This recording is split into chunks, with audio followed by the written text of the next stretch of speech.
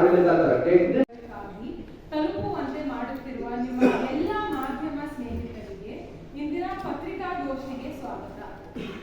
ಬೆಂಗಳೂರಲ್ಲಿ ಯಾವ ನಾಗರಿಕರು ಹಲವಾರು ವರ್ಷಗಳಿಂದ ಅವರು ಕೆಲಸ ಮಾಡಿಕೊಂಡು ನಾಗರಿಕರ ಸಮೂಹ ನಿರ್ಮಾಣ ಪಕ್ಷ ನಾವೇನ್ ಮಾಡ್ತಾ ಇದೀವಿ, ಕೈ ಸೇರಿಸಿ ಕೈ ಜೋಡಿಸಿ ನಮ್ಮ ನಗರಕ್ಕೆ ಏನಾದ್ರು ಒಂದು ಬದಲಾವಣೆ ತರೋಣ ಅಂತಾನೆ ಬಂದಿದ್ದು.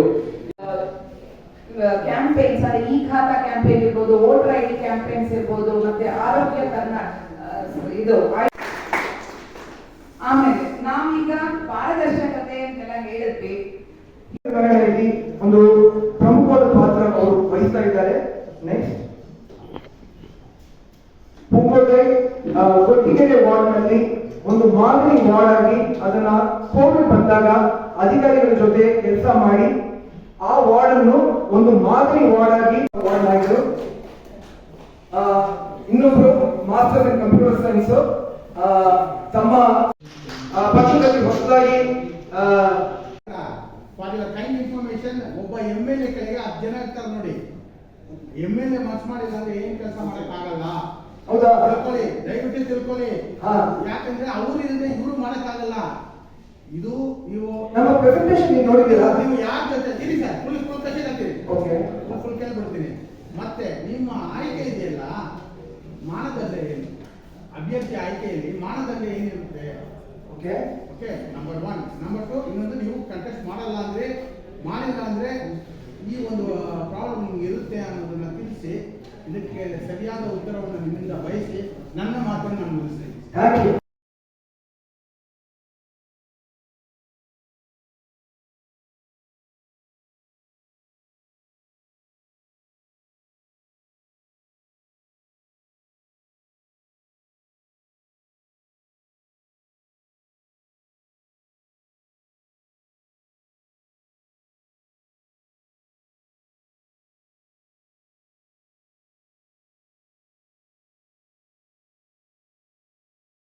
ಒಂದು ಅವಕಾಶ ಮಾಡ್ಕೊಡ್ಬೇಕು ಅಂತ ಹಿಂದೆ ಇರ್ಬೋದು. ಆದ್ರೆ ಇದು ನಮ್ಮ ಮಾಡ್ಬೇಕಂತ ಆ ಮಾಡೆಲ್ ಸಿಟಿನ ಓವರ್ ವ್ಯೂ ಅಲ್ಲಿ ಮಾಡಕ್ಕಾಗಲ್ವಲ್ಲ, ಅದನ್ನ ನಾವು ಏರಿಯಾ ಅಥವಾ ನಮ್ಮ ವಾರ್ಡ್ ಲೆವೆಲ್ ಗಳಲ್ಲಿ ಮಾಡ್ಬೇಕು. ಅದನ್ನ ಮಾಡ್ಲಿಕ್ಕೆ ಏರಿಯಾ ಸಹ ವೆರಿ ವೆರಿ ಇಂಪಾರ್ಟೆಂಟ್, ತುಂಬಾ ಪ್ರಾಮುಖ್ಯತೆ ಇರುತ್ತೆ. ಹಾಗೇನೆ ನಮ್ಮ ಜನ ಏನ್ ಮಾಡ್ತಾರೆ, ಅಂಡ್ ನಮ್ಮ BNP ಮೇನ್ ಫೋಕಸ್ ಇರೋದಾಗಿ ಹಿಂದುಳಿದಿರ್ತಾರಲ್ಲ ಅಂತವರ ಒಂದು ಬಾಗಿಲಿಗೆ ಒಂದು ವ್ಯಾನ್ ತರ, ಮೊಬೈಲ್ ವ್ಯಾನ್ ತರ ಬಂದ್ರೆ ಅವ್ರು ಫಸ್ಟ್ ಆಫ್ ಆಲ್ ಕೆಲಸ ಮಾಡ್ತಿರ್ತಾರೆ, ಅವ್ರು ಹೋಗ್ಲಿಕ್ಕೆ ಹೊರಟೋಗ್ತಾರೆ.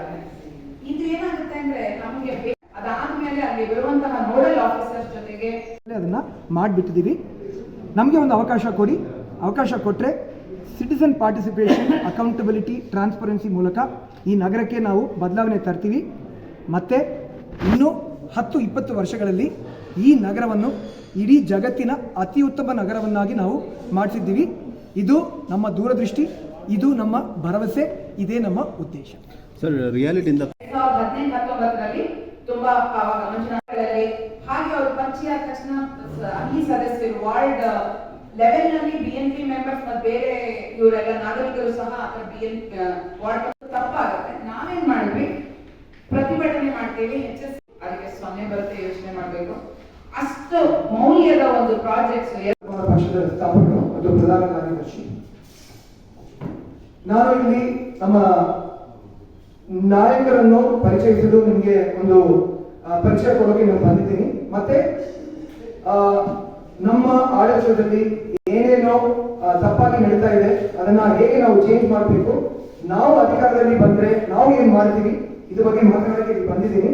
ಅದಕ್ಕೆ ಮುಂಚೆ ಒಂದು ಚಿಕ್ಕ ಕಥೆ ಹೇಳೋಕೆ ನಾನು ಇಷ್ಟಪಡ್ತೀನಿ.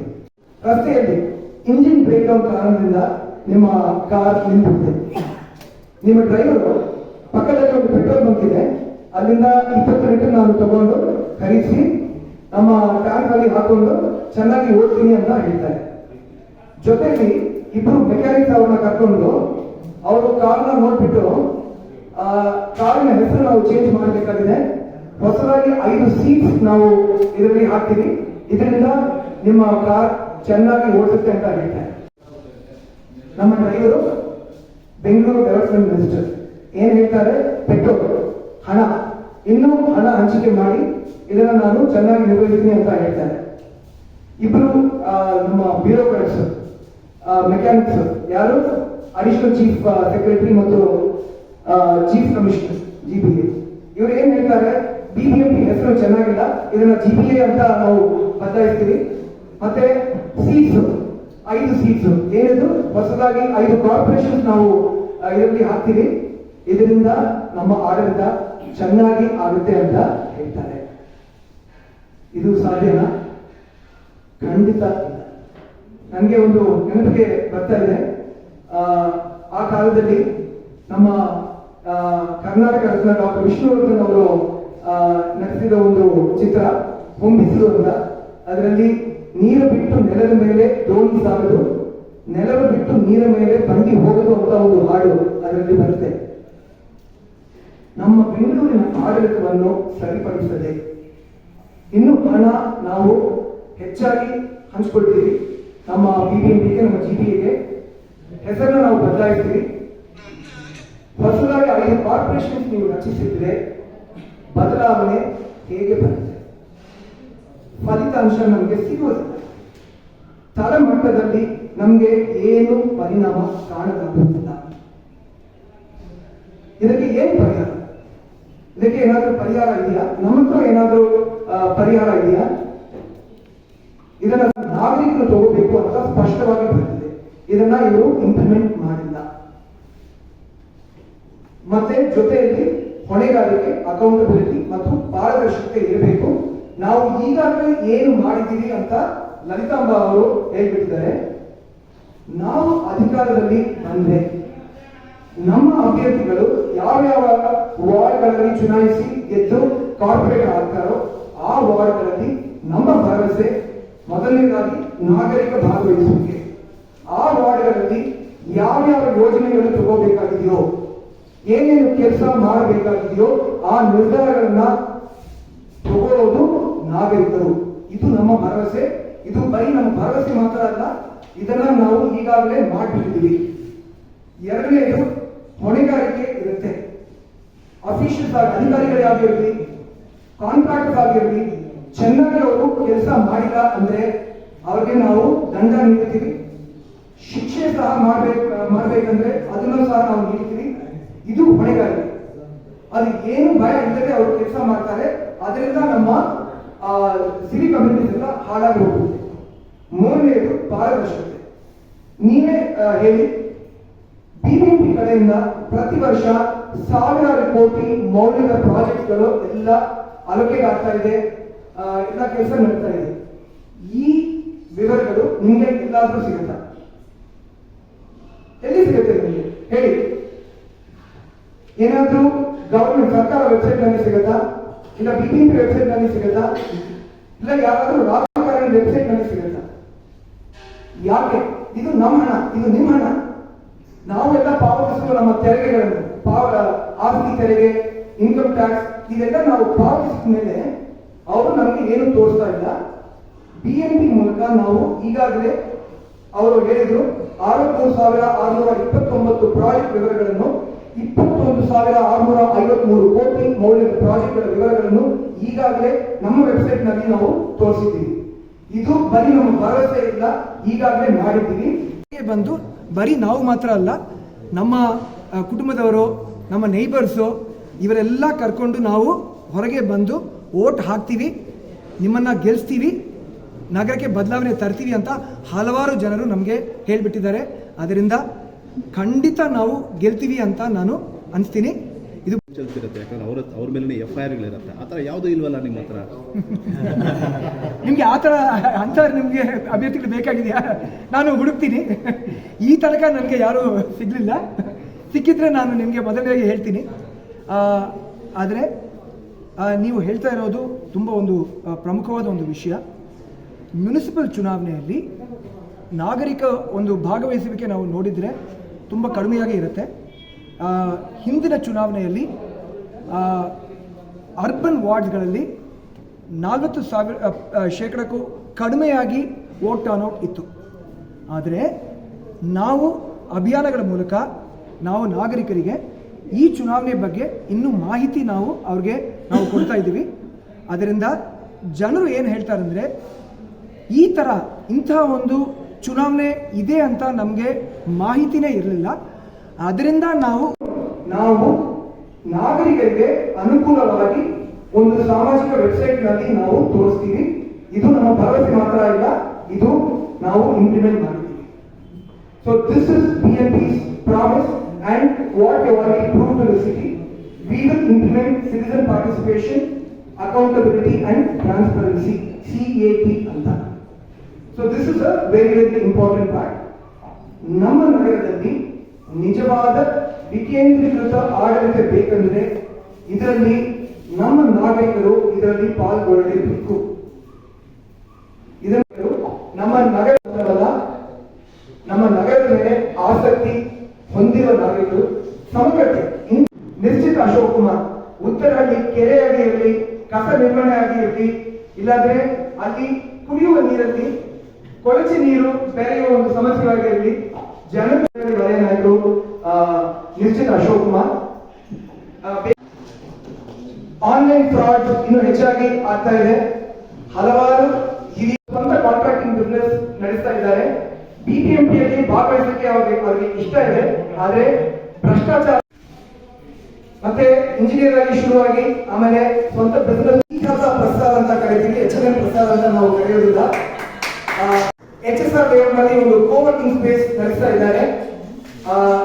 ಅಲ್ಲಿ ಇರುವ ಪಾರ್ಟ್ಸ್ ಮೆತ್ತಂಬ ನಿಮಗೆ ಈಗಾಗಲೇ ಪರಿಚಯ ಆಗಿದ್ದಾರೆ. ನಮ್ಮ ಏರಿಯಾ ಸಭೆಗಳ ಮೂಲಕ ನೀವು ಒಬ್ಬರೇ ಇಲ್ಲಿ ಬಂದು ಕೆಲಸ ಮಾಡ್ತಾ ಇರೋದು. ನಾವು ಹಣ ತಗೊಂಡಿದ್ರು ವೋಟ್ ಹಾಕೋದು ನಿಮ್ಗೆ ಅಂತ ಅವರು ನಮ್ಗೆ ಭರವಸೆ ಕೊಟ್ಟಿದ್ದಾರೆ.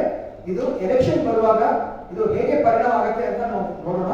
ಆದ್ರೆ ನಾವು ನಮ್ಮ ನಂಬಿಕೆ ಎಲ್ಲಿಂದ ಬರ್ತಾ ಇದೆ? ನಮ್ಮ ನಂಬಿಕೆ ನಾವು ಮಾಡಿರುವ ಕೆಲಸದಿಂದ ನಮಗೆ ಬರ್ತಾ ಇದೆ. ನಮ್ಮ ಕೆಲಸ ನಮ್ಮ ಗುರುತು ಅಂತ ನಾವು ಅನಿಸ್ತೀವಿ. ಬೇರೆ ಪಕ್ಷಗಳಿಗೆ ಅವರು ಹಂಚಿಸ್ತಾ ಇರುವಾಗ ಎಷ್ಟೊಂದು ಪ್ರಾಮಾಣಿಕತೆಯಿಂದ ಅವರು ಕೆಲಸ ಮಾಡ್ತಾರೆ, ಅದೇ ನಮ್ಮ ಗುರುತು.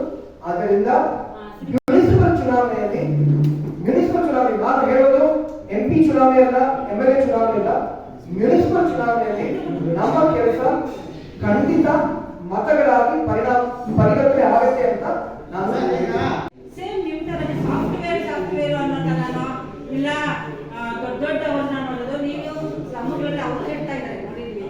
ನೀವು ಬರೀ ಕೆಲವು ನಾಯಕರನ್ನ ನಾವು ನಿಮ್ಮನ್ನ ಪರಿಚಯಿಸ್ತೀವಿ.